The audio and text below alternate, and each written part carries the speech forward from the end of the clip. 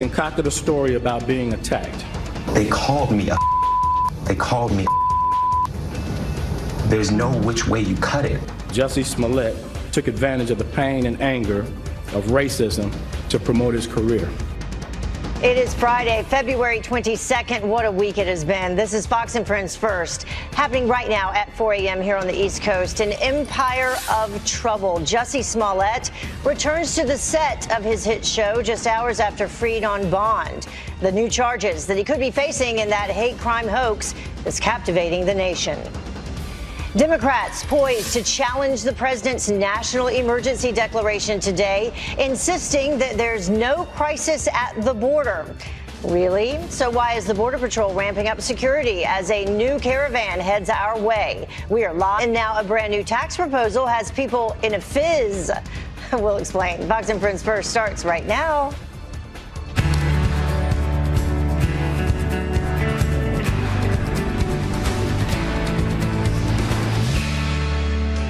Got a feel.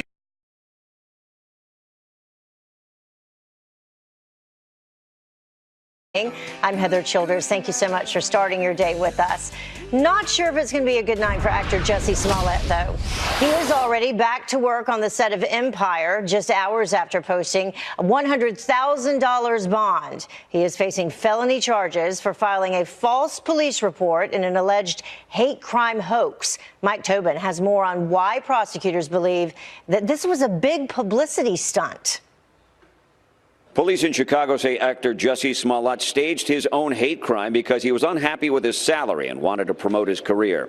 In less than 24 hours, the Empire TV star was charged with a felony for making a false police report, arrested and appeared in court. The judge did not mince words with Smollett, calling him outrageous for conjuring up evil from the nation's history, referring to the noose tied around his neck during the fake attack. He's now free on $100,000 bond. Prosecutors say Smollett gave Abel and Ola Osundero a check for $3,500 to carry out the fake assault, plus another $100 for supplies like a rope and ski masks. They went over specifics like what to say.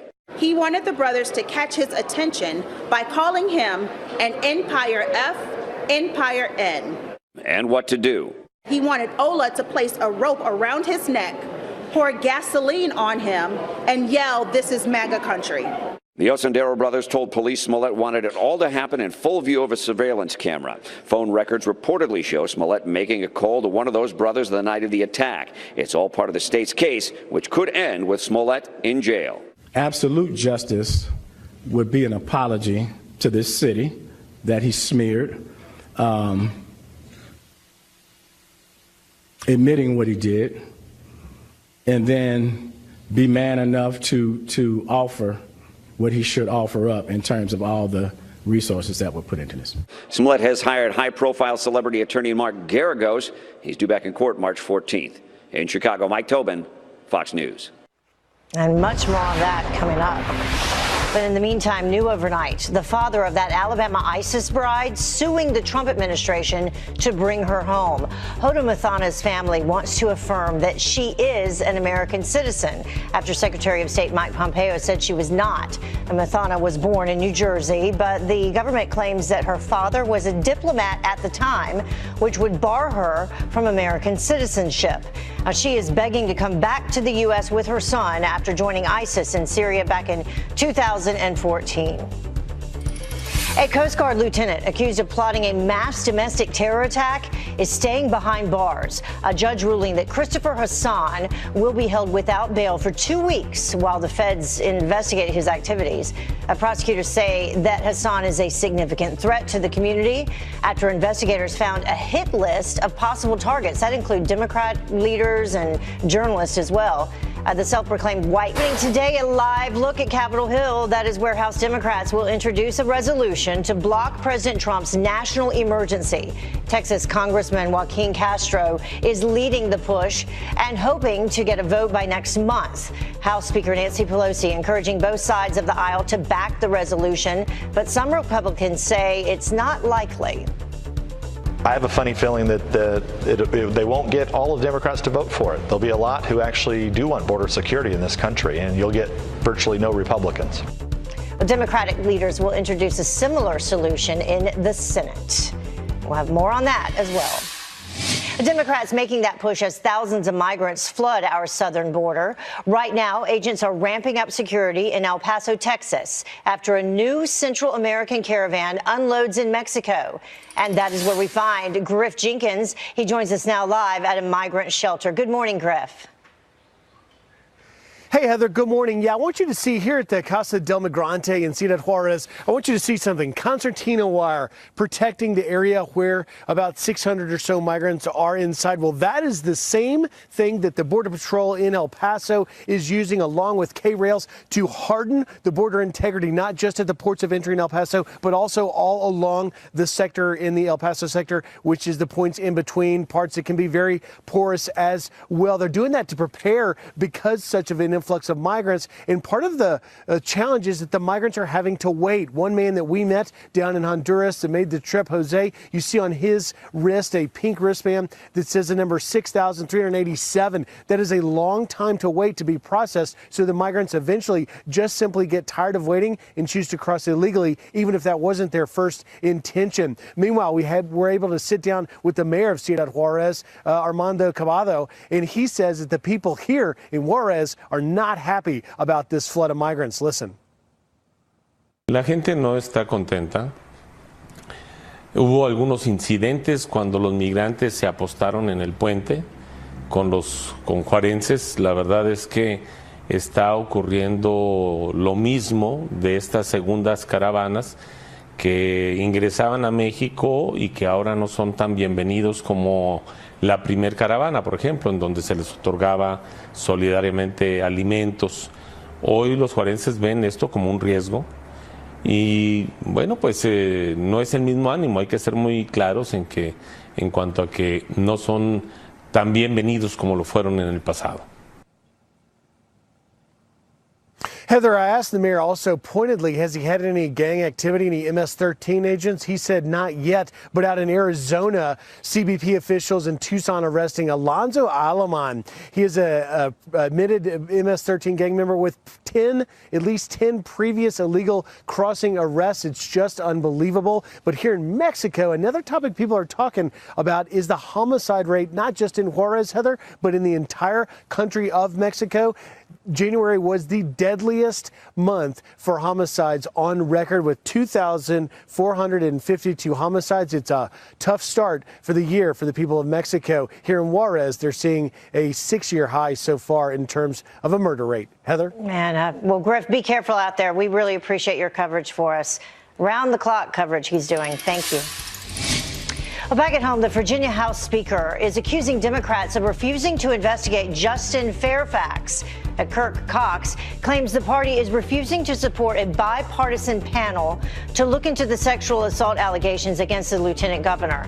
Well, some Democrats are concerned that it could interfere with possible criminal investigations. Well, Fairfax denies the allegations against him. His accusers say, though, that they are willing to testify.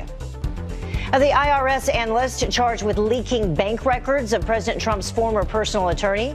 Federal prosecutors say that John Fry gave Michael Cohen's financial information to Michael Avenatti. You know that name. He's the attorney for Stormy Daniels. An agent from the Treasury Department caught Fry after finding that he repeatedly searched law enforcement databases for information related to Cohen. If convicted, he faces up to 5 years in prison and a $250,000 fine. Well, Deputy Attorney General Rod Rosenstein speaking out for the very first time since announcing his departure from the DOJ. Listen. My time in law enforcement is coming to an end. A lot later than I anticipated when I joined the government 3 decades ago. Rosenstein expected to step down after the Mueller probe wraps up, which could be, we heard, as early as next week. President Trump will nominate Deputy Transportation Secretary Jeffrey Rosen as the next Deputy Attorney General. Well, North Carolina will apparently hold a new election over concerns of fraud in a hotly contested House race. Republican candidate Mark Harris won his election in November by less than 1%, but a political operative allegedly manipulated some mail-in ballots in Harris's favor. And the State Board of Elections unanimously voting to hold a new election after Harris called for a revote himself. It is unclear when that election will be or whether Harris will run again. Smollett paid $3,500 to stage this attack and drag Chicago's reputation through the mud in the process. So how big a toll has this taken on the city? One anti-violence activist from Chicago joins us live to weigh in. You certainly want to hear him. You have a special visitor today.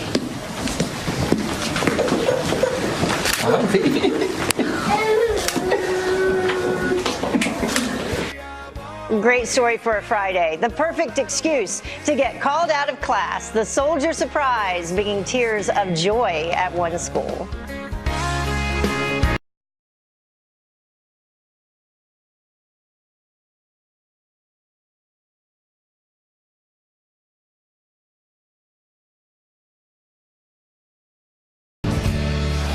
Empire actor Jussie Smollett took advantage of the pain and anger of racism to promote his career. Bogus police reports cause real harm. They do harm to every legitimate victim who's in need of support by police and investigators, as well as the citizens of this city. Chicago's top cop slamming Jussie Smollett for not only damaging race relations, but also potentially harming others by stealing police resources. So what toll has this case taken on the city? Joining me now from Chicago is anti-violence activist Tio Hardiman. Tio, thank you so much for joining us. We're certainly looking forward to talking to you this morning. Okay, it's an honor to be here with you, Heather. Yeah, I just want to get your overall response to what went down yesterday, the different news conferences. You just heard him speaking there. He was angry. He was not happy about what Jussie Smollett had done. Well, you have to understand, Superintendent Eddie Johnson, he's making a good point, but at the same time, CPD, Chicago Police Department leadership, they assigned 12 or more detectives to investigate the Jussie Smollett case, but at Jussie Smollett is, Yeah, let's bring that up since you were just talking about the crime stats during the Smollett investigation, and, this shooting that you mentioned involving the 1-year-old is just so terrible. In the first 13 days, in general, from January 29th to February 11th, that followed his report, Smollett's report, a total of 94 violent crimes were reported in the 18th district. So it took the resources away from real crimes.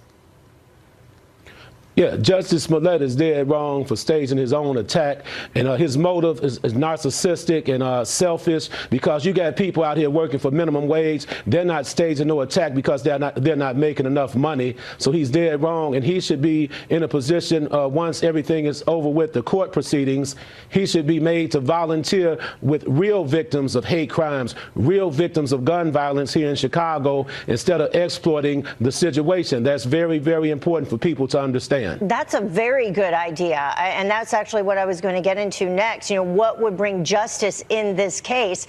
Is it even possible with the damage that has been done? And what about a monetary settlement with the police department in terms of the resources that were used?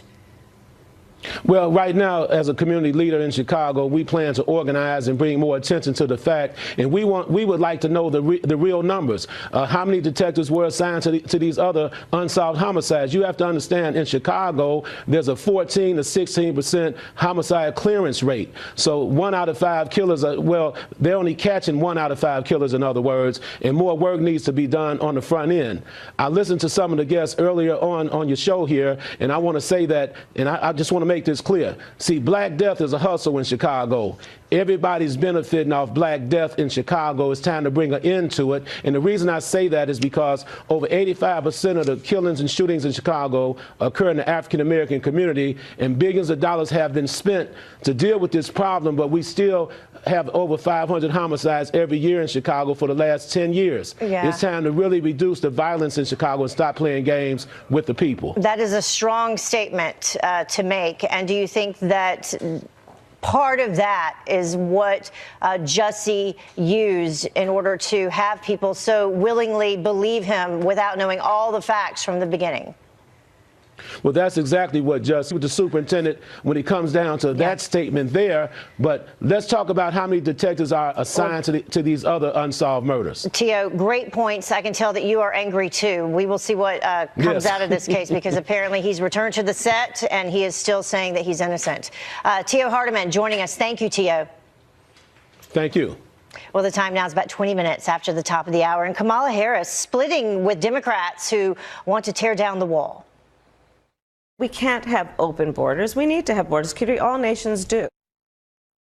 Is she trying to play both sides of the fence? Carly Shimkus has the reaction after Donald Trump Jr. calls him out for blocking users from liking his post. Carly Shimkus with Fox News Headlines 24/7, SiriusXM 115 is here with the online reaction. Okay, here we go again. So Donald Trump Jr. says he's heard from people who say they're being prevented from liking his posts. He's also heard from other people who say that their accounts automatically unfollowed him. Interesting. And they didn't know about it until they checked and said, oh, wait a second, we're not following Donald Trump Jr. anymore.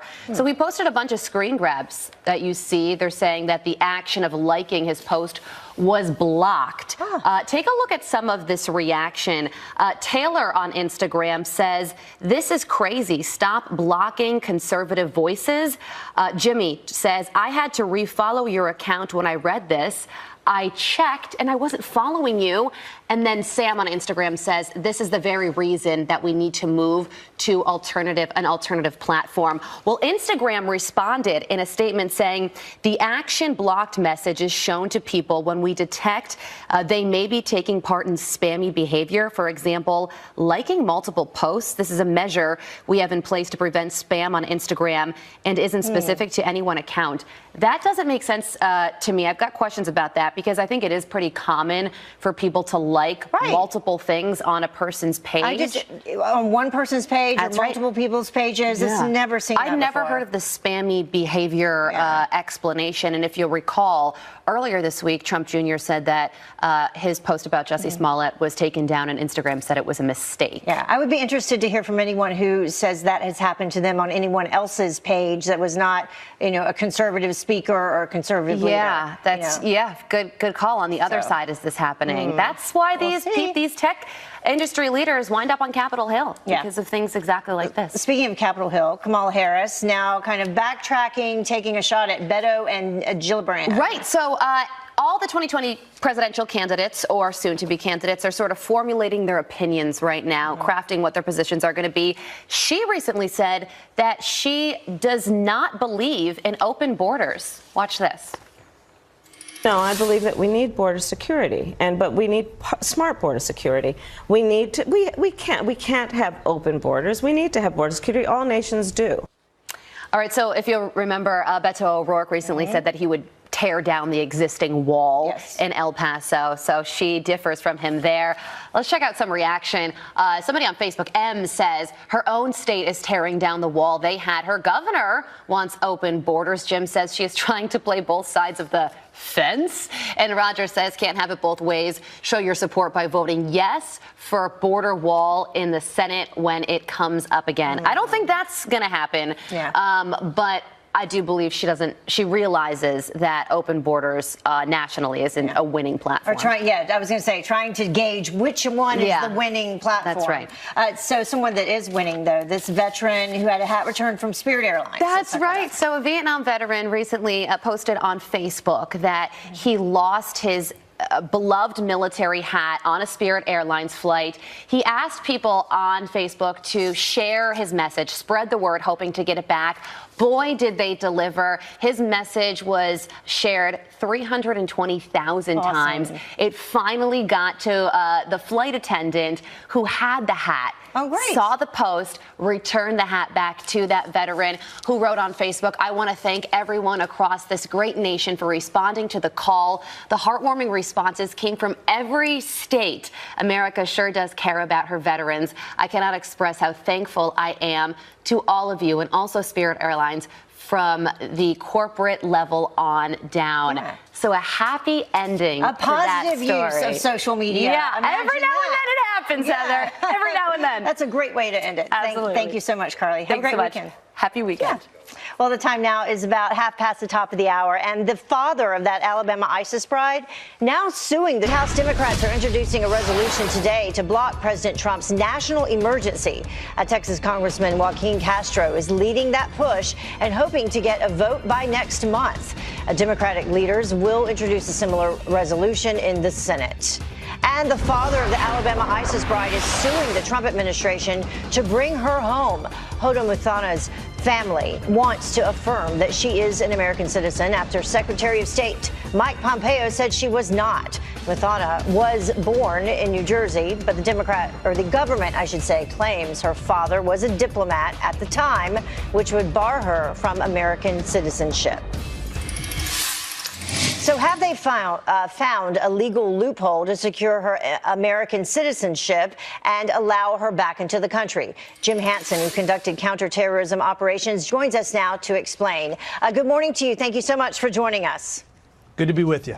So let's bring up, first of all, as we begin our conversation, what her lawyer had to say. And he says that Ms. Muthana has publicly acknowledged her actions and accepted full responsibility for those actions. In Ms. Muthana's words, she recognizes that she has ruined her own life, but she does not want to ruin the life of her young child. So what do you say? Trump administration is simply affirming that and saying, given her actions, providing aid and comfort to enemies of the United States during hostilities, makes her ineligible to come back, and we're not going to let her in. Yeah, and let's take a look at that. The Immigration and Nationality Act that you were just speaking on, Title 8, it does say a person born in the United States to a foreign diplomatic officer accredited to the United States as a matter of international law is not subject to the jurisdiction of the United States. That person is not a United States citizen. But there's a discrepancy as to the month that she was born.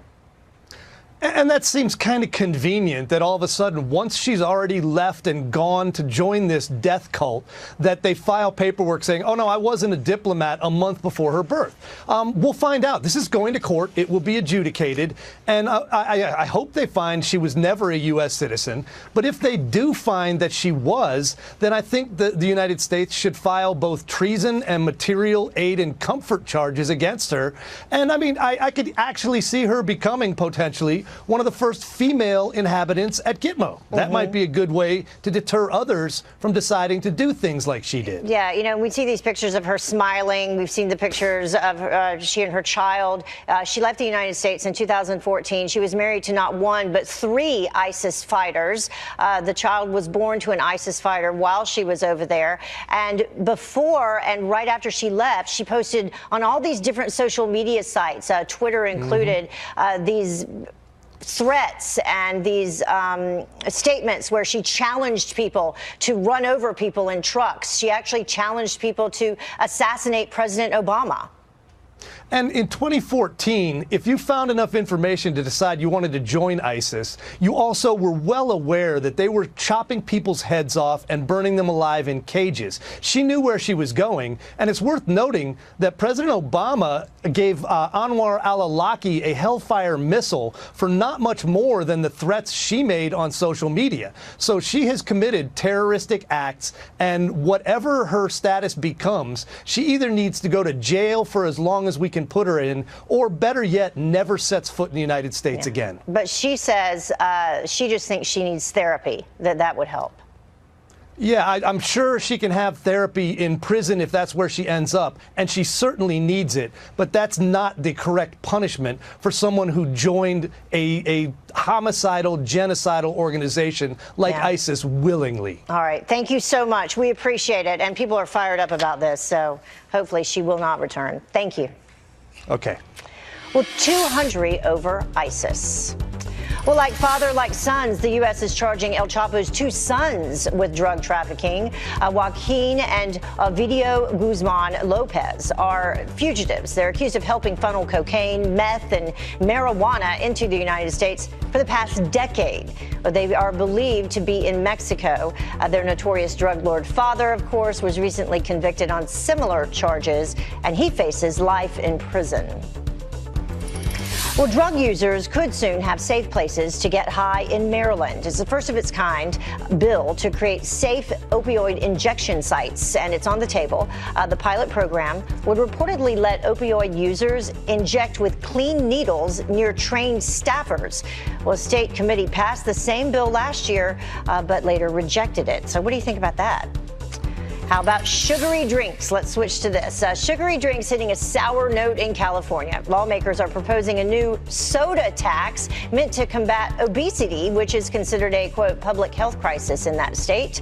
And the law would ban stores and restaurants from selling sugary drinks bigger than 16 ounces.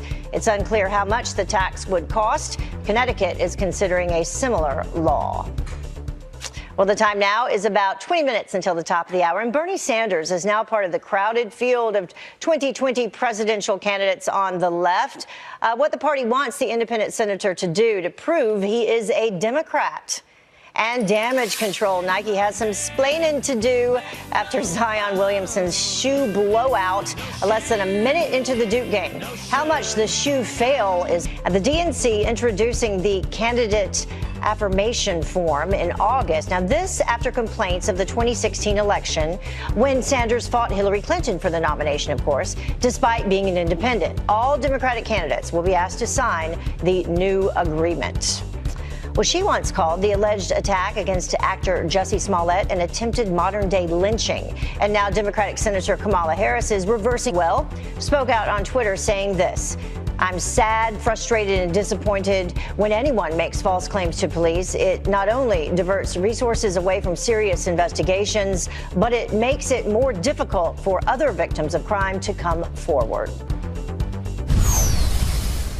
Well, conservative leaders are demanding an investigation into social media censorship. Tracy Krasko from our sister network, Fox Business, here to explain. It seems like this is never ending.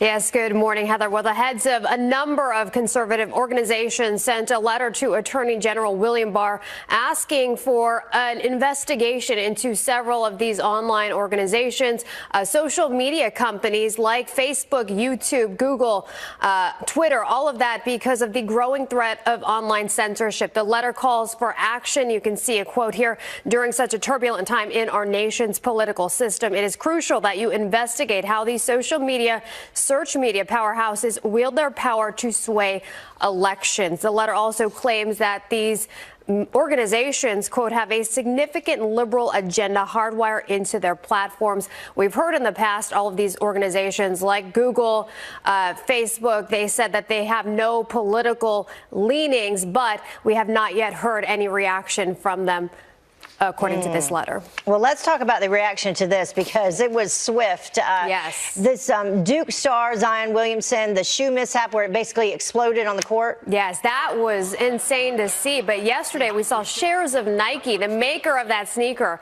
falling more than 1%. Analysts attributed that stock move to Zion Williamson and what happened to him, the Duke basketball star and hottest NBA prospect. We know Nike has a reputation of sneakers and gear for athletes, but this is really hurting its image right now. Nike in damage control, trying to come back from that. Shares in the after hour down as well, so we'll be watching Nike stock very closely today. I don't know how that happened. I don't either. You know?